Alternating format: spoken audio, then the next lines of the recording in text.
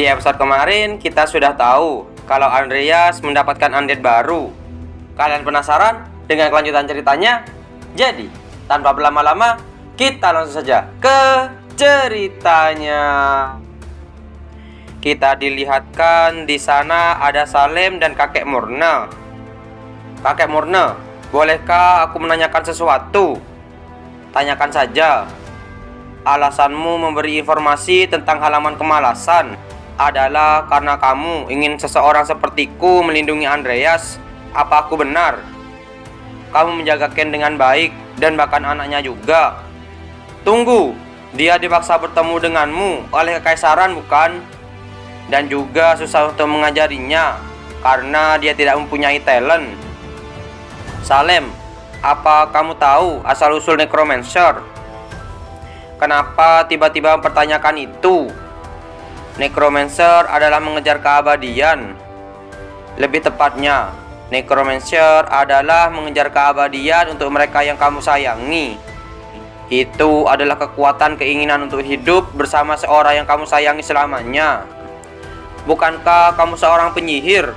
Kamu pasti paham apa yang aku katakan. Tampaknya kamu mendapatkan hubungan lain pada keluarga Koromel selain Ken. Meskipun aku memaksamu, kamu pasti tidak akan memberiku jawaban. Jadi aku menyerah saja. Aku penasaran apa yang kamu pikirkan tentang dia.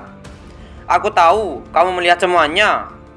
Namun aku akan mengatakan padamu, bocah itu akan menjadi orang yang paling gila di dunia ini. Bahkan lebih gila daripada aku. Aku sangat menantikannya. Kita beralih di tempat Andreas. Saya William Alven. Saya Andreas Koromel. Mari silakan duduk. Aku minta maaf kamu harus datang jauh-jauh kemari hanya untuk membicarakan mengenai pembagian keuntungan penjualan ramuan. Aku hanya ingin bicara langsung denganmu tentang hal ini. Karena mulai sekarang kita akan bekerja sama. Dan lagian kamu merupakan teman dekat Lucia. Saya juga senang bisa bertemu dengan Anda. Saya sangat berterima kasih atas semua bantuan yang telah diberikan oleh putri Anda. Dan juga karena telah memberikan saya penawaran yang sangat baik. Kamulah pencipta ramuan ini. Tentu, setidaknya kamu berhak mendapatkan hal ini. Kamu harus berterima kasih karena aku telah memastikan kamu mendapatkan kesepakatan bagus ini. Ini, silakan lihat. Andreas membaca perjanjian tersebut. Jadi aku dapat 60% keuntungan. Dan tiap ramuan dihargai 3 juta wheels. Jadi total yang aku terima lebih dari 1,8 miliar. Tunggu, lebih dari 1000 buah terjual hanya dalam 1 bulan. William berkata, ramuanmu laris manis. Aku yakin di penjualan berikutnya kamu akan menerima jumlah yang lebih besar. Cukup soal bisnis, mari kita makan malam. Ini kali pertama Lucia membawa temannya. Jadi aku tidak sabar mendengar cerita tentang kalian. 1 bulan pun telah berlalu. Di sana ada Andreas yang sedang membaca. Berkat promosi mulut ke mulut, ramuan Everless jadi sangat populer. Ini bukan hanya untuk digunakan untuk pertempuran, tapi juga telah menjadi sorotan di kalangan masyarakat atas. Untuk meningkatkan produksi, perusahaan perdagangan memutuskan untuk memperluas pemasok dan fasilitas produksinya. Aku tidak menyangka kalau penjualan unitnya bisa mencapai lebih dari 2000 per bulan. Sejujurnya, aku tidak pernah berpikir kalau aku bisa mendapatkan uang sebanyak ini hanya dari ramuan itu sendiri. Berkat popularitas ramuan ini, aku juga mendapatkan lebih banyak dukungan dari kaum bangsawan. Sekarang aku punya 6 miliar wheels. Kepemilikan properti Koromel senilai 3,5 miliar. Itu sudah termasuk biaya perawatan. Jika aku membelinya kembali, aku masih memiliki banyak uang sisa. Selanjutnya, ke Taman Pemakaman Nasional. Aku harus mengambil cincin keluarga Koromel kembali. Setelah itu, Andreas tiba di Pemakaman Nasional. Di sana, Andreas melihat Paimon dan seorang bertopeng. siapa orang di sampingnya itu. Paimon berkata, "Selamat datang. Mari kita masuk dan kita mengeteh." Lalu siapa dia? Pria ini. Aku menggunakannya untuk menjadi saksi. Aku pikir ini penting agar tidak ada masalah di kemudian hari. Mari kita masuk dulu. Andreas dan yang lainnya pun masuk ke ruangan tersebut. Seorang saksi dengan pedang dan bertopeng. Ini jelas berbohong. Aku tahu Paimon sudah lama mempraktekkan necromancer di tempat ini. Tapi dia tidak lebih hebat dari Charon. Hanya cecunguk biasa. Dia bukan tandinganku yang sekarang. Nickel yang telah berevolusi juga dapat memakai aura. Jadi jika dia tidak melawan seorang master aura, dia tidak akan terkalahkan. Yang jadi masalah adalah sekuat apa pria bertopeng ini. Mungkin aku harus melepas energi di dentianku. Aku kira dengan menahan diri seperti kejadian kemarin sudah cukup. Tapi sekarang aku ragu. Paimon memberikan teh pada Andreas. Aku memesan teh ini dari pria yang aku kenal di kongregasi. Daripada membicarakan tentang teh, aku ingin berbicara soal cincin yang aku berikan padamu. Tidak sabaran sekali. Mayat yang aku beli darimu hanyalah tingkat menengah. Tapi karena kamu telah mengakomodirku dengan baik, sebagai gantinya, ku beri kamu 5 juta wils.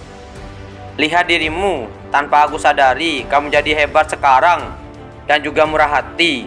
Meskipun busuk, ternyata kamu tetap seorang bangsawan. Tapi ucapanmu barusan sedikit kasar. Harga dari sebuah rahasia tidaklah murah. Maksudmu aku harus membayar lebih? Aku dengar kamu mendapatkan banyak barang bagus di sana. Yang perlu kamu lakukan hanyalah memberi sedikit barang-barang itu padaku.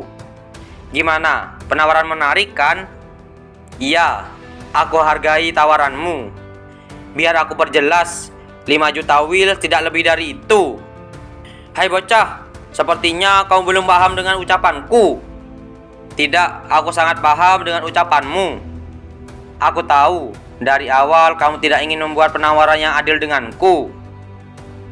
Paimon, aku rasa pembicaraan ini sudah selesai. Tentu, aku juga sudah lelah dengan semua sandiwara ini. Setelah Andreas mengeluarkan nikel, semua orang di sana terkejut. Apa kamu pikir kamu bisa mengalahkanku? Akan aku beri kamu uang lebih banyak dari yang aku janjikan padamu. Cincang bocah tengik itu sekarang dan ambil barang-barang miliknya. Dengan tiba-tiba, Nickel sudah berada di belakang Paimon dan sudah bersiap mau menyerang. Tetapi untung serangan Nickel masih bisa ditahan oleh orang bertopeng. Di sana Andreas melirik jubah milik orang bertopeng itu. Ternyata di sana ada bom di jubahnya. Bom tempel. Aku sudah sering menggunakannya di game. Tidak hanya menghentikan Nickel, dia juga memastikan aku berada di bawah kendalinya. Dia bukan orang biasa. Di sisi Nickel dan orang bertopeng, dia bertarung dengan sengit, saling balas-membalas serangan. Di sana Andreas terkejut. Nickel melapisi pedangnya dengan aura. Setelah berevolusi dengan mendapatkan dentian, sudah sewajarnya Nickel bisa menggunakan aura. Tapi apa musuh kita memang sekuat itu? Siapa sebenarnya dia? Dan orang bertopeng itu kembali menyerang Nickel. Tetapi masih bisa ditahan serangan dari orang bertopeng. Malahan orang bertopeng terkena serangan Nickel. Setelah itu orang bertopeng mundur ke belakang dan langsung menyerang Nickel. Nickel pun terkena tusukan di kepalanya. Tetapi tiba-tiba orang bertopeng itu terkejut. Ternyata itu adalah bayangan. Tiba-tiba Nickel muncul kembali dan langsung menyerang orang tersebut, sampai membuat orang bertopeng itu terlempar keluar. Apa yang kamu lakukan? Kalau kamu mau uangnya, berusahalah dengan lebih keras. Andreas di sana terkejut. Si brengsek itu, dia memanggil Undead saat perhatianku teralihkan. Paimon berkata, pria yang di sana itu pasti Phantom. Sepertinya kamu berhasil mendapatkan mayat yang bagus dari kongregasi. Mari kita lihat sejauh mana kamu bisa bertahan melawan mahakaryaku. Dan jangan lupa, kalau kita sedang berdiri di atas tumpukan mayat. Andreas bergumam. Kami terkepung. Nickel, mari kita berpencar. Saat waktunya pas, kita ambil kembali Paimon. Setelah itu, Andreas dan Nickel berpencar. Andreas langsung menyerang para undead di sana. Akan tetapi undead di sana sangat banyak, sampai membuat Andreas kesusahan untuk menangani para undead itu. Dan di sana juga ada undead yang memakai busur. Dan undead itu pun langsung menyerang Andreas. Tetapi Andreas masih bisa menghindari semua serangan itu. Di sisi Paimon, dia berkata, "Dasar kumpulan sampah, padahal hanya seorang bocah." Tiba-tiba Nickel sudah berada di belakang Paimon. Untung orang bertopeng masih bisa menahan serangan Nickel. Tetapi di tubuh Nickel ada sebuah bola peledak. Dan lalu bola itu pun langsung meledak di tempat tersebut. Di sisi Andreas, dia masih terus menyerang para undead di sana.